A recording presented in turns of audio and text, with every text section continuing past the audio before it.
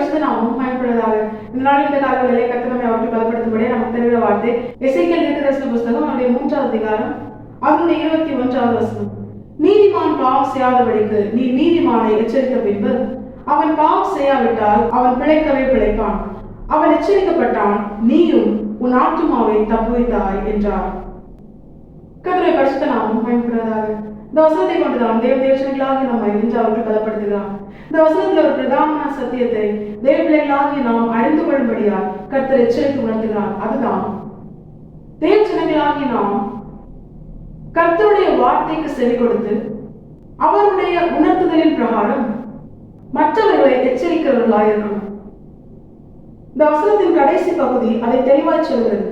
அவன் எச்சரிக்கப்பட்டான், நீயும் உன் ஆத்துமாவை தப்புவித்தாய் என்றார். தேவஜனங்களாகிய நம்மை குறித்து தேவனுக்கு ஒரு சித்தம் இருக்கிறது. அதுதான் நாம் நம்முடைய ஆத்துமாவை தப்புவிக்க மற்றவர்களை எச்சரிக்க வேண்டும்.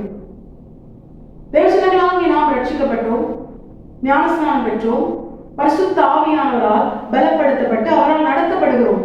ஒவ்வொரு நாளும் கர்த்தருடைய வார்த்தை நம்மை வழிநடத்துகிறது. காலத்தோறும் புதிய கிருபை இந்த நாளை காணவும் கடக்கவும் நமக்கு கிருபை செய்கிறது.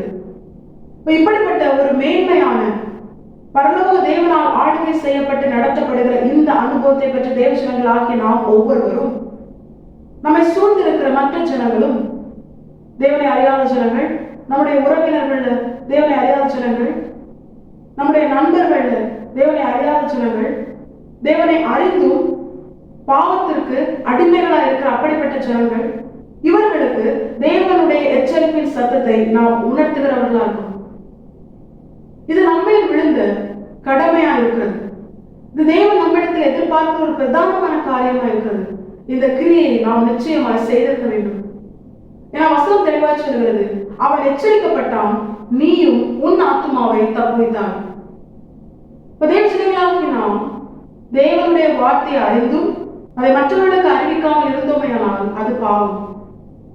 சுவிசேஷத்தை அறிவிப்பது நம்மையில் விழுந்த கடமை. அப்படி செய்யாதிருந்தால் அந்த மனுஷனுக்கு ஐயோ என்று வேதம் சொல்கிறது. அப்ப தேவனுடைய வார்த்தையினால், இந்த ஜீவனுள்ள வசனத்தால் நாம் மற்றவர்களை எச்சரிக்க வேண்டும்.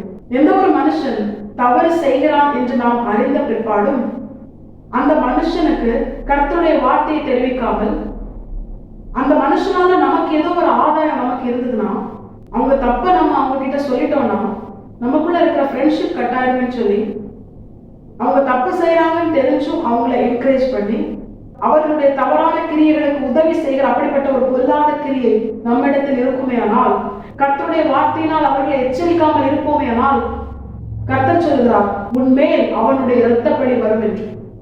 வேதம் எல்லாவற்றையும் தெளிவாய் எச்சரித்து உணர்த்துகிறது. தேவஜனங்களாகி நாம் என்ன செய்யணும்? ஒருவேளை தவறு செய்கிற மனுஷர்களோடு நாம் ஐக்கியம் வைக்காமல் இருந்தாலும், அவர்களுக்கு உதவி செய்யாமல் இருந்தாலும், அவங்களை என்கரேஜ் பண்ணாமல் இருந்தாலும், அவங்களால நமக்கு எந்த ஒரு நன்மையும் நாம் பெற்றுக்கொள்ளாமல் இருந்தாலும், நாம் செய்ய வேண்டிய காரியம் அவர்கள் செய்கிற தவறை அவர்களுக்கு எச்சரித்து உணர்த்த வேண்டும். இது தேவன் நம்மிடத்தில் எதிர்பார்க்கிறார்.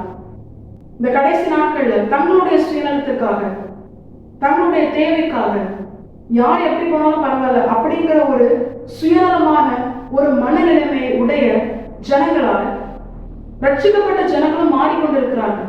அதனால்தான் தப்பு செய்யறாங்கன்னு தெரிஞ்சும் அதை உணர்த்தாமல், வசனத்தை கொண்டு அவர்களை எச்சரிக்காமல், அவர்களால் தனக்கு கிடைக்க வேண்டிய பலனை மட்டுமே பார்த்து, அவங்க தப்பு செஞ்சாலும் எப்படி இருந்தாலும் அதை குறித்து கவலைப்படாம தங்களுடைய காரியத்தை மட்டுமே பார்த்து கொண்டிருக்கிற சுயநலம் உள்ள அப்படிப்பட்ட பொல்லாத கிரியை உடைய மனுஷர்களை பார்த்துதான் கர்த்தர் சொல்கிறார், உன்மேல் உன் ஆத்துமாவின் மேல் அந்த இரத்தப்பழி வரும். வேதத்தில் அநேக இடங்கள்ல கர்த்தர் மீண்டும் மீண்டும் இந்த வார்த்தையை, இந்த அர்த்தத்தை உடைய வசனங்களை அவர் நமக்கு எழுதி கொடுத்திருப்பதை நம்மால் பார்க்க முடியும்.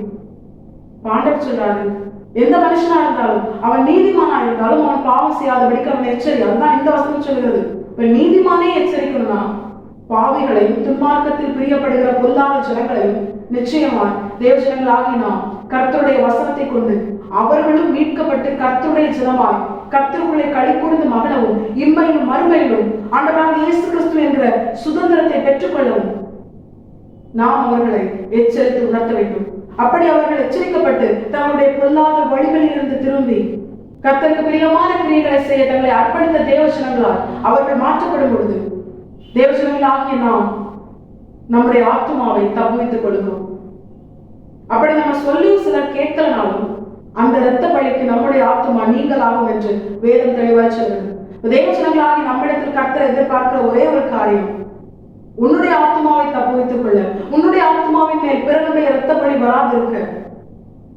எல்லா மனுஷனையும் அவன் நீதிமானா இருந்தாலும் துன்மார்க்கனா இருந்தாலும் யாரா இருந்தாலும் கர்த்தருடைய வார்த்தையை கொண்டு அவன் பாவம் செய்யாதபடிக்கு நீ அவனை எச்சரிக்க வேண்டும். அப்படி எச்சரிக்கணும்னா அந்த மனுஷனுக்கு முன்பதாக நீ நீதிமானாய் வாழ்ந்து காண்பிக்க வேண்டும். அப்படி நம்முடைய வார்த்தையை கேட்டு அவர்கள் எச்சரிப்படைந்து தங்கள் பொல்லாத வழிகளை விட்டு திரும்ப வேண்டுமானால் நமக்குள்ளே இருந்து கர்த்தர் பேச வேண்டும். அப்படி நமக்குள்ளே இருந்து கர்த்தர் பேசி அந்த வார்த்தைகளை கேட்கிற மனுஷன் எச்சரிக்கப்பட்டு தன்னுடைய பொல்லாத வழிகளை விட்டு திரும்பி கர்த்தர் கேட்ட பரிசுத்தம் உள்ள தேவஜனமாய் மாற்றப்பட நம்ம என்ன செய்யணும் தெரியுமா?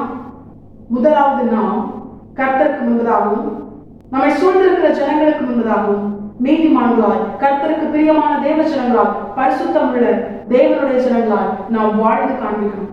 அப்படி வாழ்ந்து விட்டு உள்ளும் புறமும் கர்த்தருக்கேற்ற பரிசுத்தத்தை வெளிப்படுத்தி விட்டு கர்த்தருடைய சித்தத்தை நிறைவேற்ற மற்றவர்களை கர்த்தருடைய வார்த்தையை கொண்டு எச்சரிக்க நாம் செயல்படும் பொழுது நமக்குள் இருந்து கர்த்தருடைய ஆவியானவர் பேசுவார்.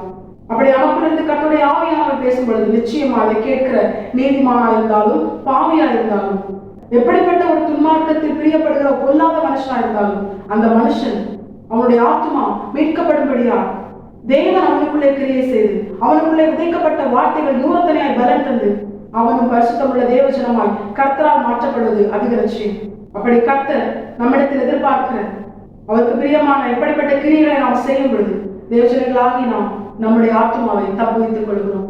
தேவஜனங்களாகி நாம் கர்த்தர் எதிர்பார்க்கிற இந்த கிரியை நாம் நம்முடைய வாழ்க்கையில் நிறைவேற்ற முழு இதயத்தோடு முழு பலத்தோடு முழு ஆத்மாவோடு நாம் நம்மை முழுமையாக கர்த்தரை பார்த்து அர்ப்பணிப்போம். கர்த்தர் நமக்குள்ளே இருந்து அவருக்கு பிரியமான கிரியைகளை செய்ய நம்மை பலப்படுத்துவது அதிக நிச்சயம்.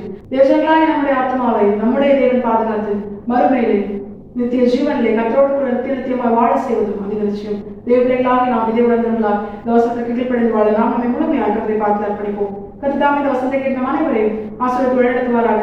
கர்த்தரை பரிசுத்த நாம் மட்டுமே மகிமைப்படுவதாக. மாரநாதா இயேசு வருகிறார். ஆயத்தமாகவும் பெரிய ஆயத்தப்படுத்துவோம். ஆமென்.